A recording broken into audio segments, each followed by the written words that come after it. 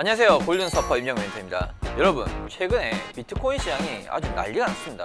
엄청나게 이제 폭락을 했는데 아무래도 이제 해외에서 정말 유명한 FTX 거래소가 파산 신청을 하게 되면서 전반적으로 코인 시장이 많이 죽어가고 있습니다. 그에 반면에 해외 선물 거래소는 얼마나 안전한지에 대해서 이번 영상에서 제가 자세하게 알려드리도록 하겠습니다.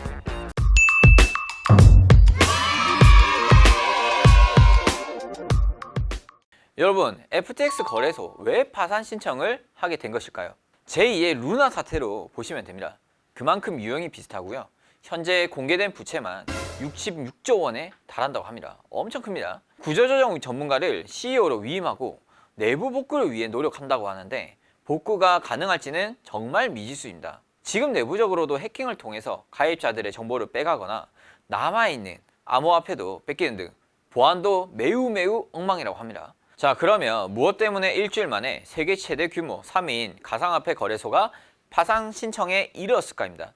간단히 설명드리자면 FTX 거래소에서는 자체적으로 발행하는 FTT 토큰이 있습니다. 이 토큰을 담보로 해서 달러를 대출받고 그 달러로 대출받은 걸로 그 토큰을 또 매수를 합니다. 그러면 이게 가치가 이제 상승을 한다. 그러면 상승한 가치만큼 추가로 또 담보 대출을 받고요. 그거를 이제 계속 반복을 하다 보니까 대출받고 또 사고 대출받고 또 사고 어떻게 되겠어요? 부채가 증가를 하겠죠. 이러한 구조 방식이 루나 사태와 유사성이 상당히 많습니다.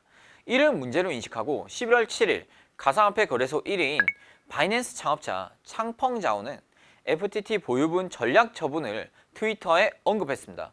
전량 처분한 액수가 무려 21억 달러라고 하는데 하나로 2조 7,600억 가량으로 됩니다. 이로 인해 루나 사태를 간접적으로 경험해봤던 투자자들까지 처분하기 시작하면서 FTT는 하루 사이에 80% 이상 대폭락을 하였습니다. 일이 이렇게 되니까 바이낸스는 11월 9일 FTX 거래소를 인수하려고 했으나 내부를 막상 살펴보니까 이미 통제 불능 수준의 난장판이 돼 있는 것을 확인했고요. 다음 날 11월 10일 하루 만에 인수 의사를 철회하였습니다. 인수 의사 철회 이후에 FTX 이용자들은 총 60억 달러에 이르는 예치금 인출 신청을 하였지만 이를 버티지 못하고 FTX 거래소는 결국 11월 11일 파산 보호 신청을 하게 되었습니다. 이분이 FTX 창업자이자 이제 CEO고요. 글을 보면 알겠지만 지금 정말 미안하다. 그냥 사과문을 일단 올렸습니다. 근데 뭐 사과문인 거고 일단 여 거래소를 이용하신 분들은 엄청난 손실을 받겠죠. 현재 집계된 FTX 채무 금액만 약 66조 원 정도로 추정되고 있습니다. 채권자는 무려 10만 명 이상이고 해외 유명한 스포츠 스타, 여러 기관 등 특히 소프트뱅크는 약 1억 달러 손해볼 것으로 추정되고 있습니다. 많은 투자자들이 고스란히 손해볼 것으로 예상이 됩니다.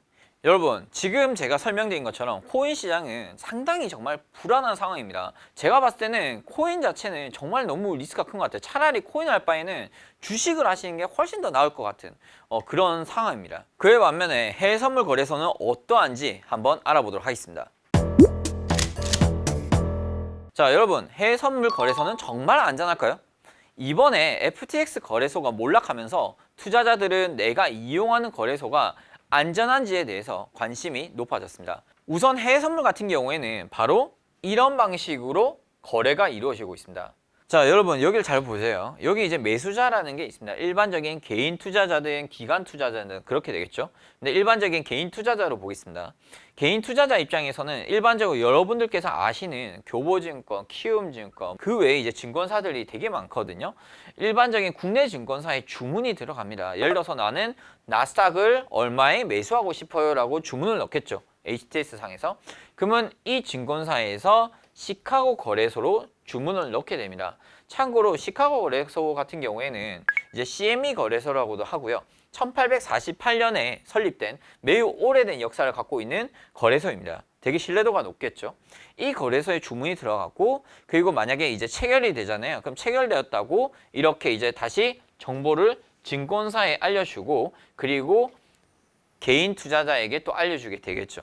그래서 이게 사실 반복이 되는 거예요. 사고 팔고 사고 팔고 할 때마다 항상 국내 증권사를 통해서 시카고 거래소로 가고요. 시카고 거래소에서 다시 증권사로 정보를 주게 되어 있습니다. 그렇기 때문에 사실 이제 거래소 자체가 위험하다라는 발상 자체를 도저히 할 수가 없었어요. 그런데 코인 시장에서 이렇게 거래소가 문제가 되는 거는 저는 사실은 되게 이해가 안 됐었거든요.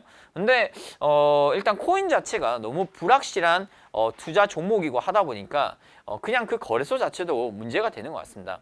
그래서 이제 시카고 거래소 같은 경우에는 세계 금융시장을 주도하는 가장 중요한 시장 가운데 하나입니다. 연평균 약 1천조 달러의 규모가 거래되는 CME 거래소는 전 세계 시장이 문을 닫지 않는 이상 거래소가 없어질 염려는 전혀 없습니다. 비트코인은 지난주 CPI 둔화세가 발표되면서 22,000달러 선까지 회복되는 모습을 보여주었습니다. 그런데 이제 FTX 파산 후폭풍을 결국 견디지 못하고 3% 하락하고 말았습니다.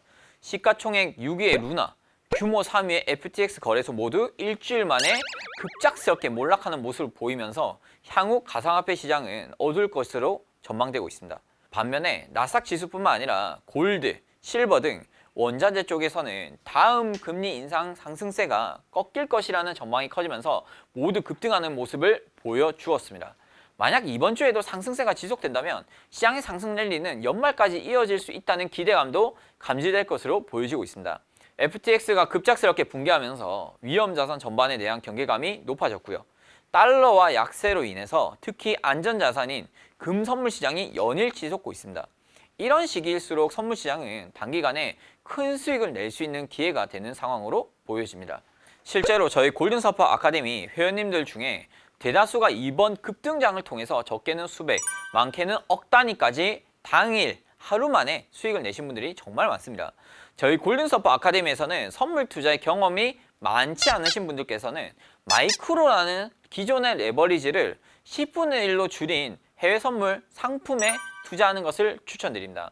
그만큼 해외 선물은 레버리지가 높아서 위험한 부분이 있으니까 꼭 기초부터 배워보시고 성공적인 투자하시길 기원드립니다. 이상 골든서퍼였습니다. 감사합니다.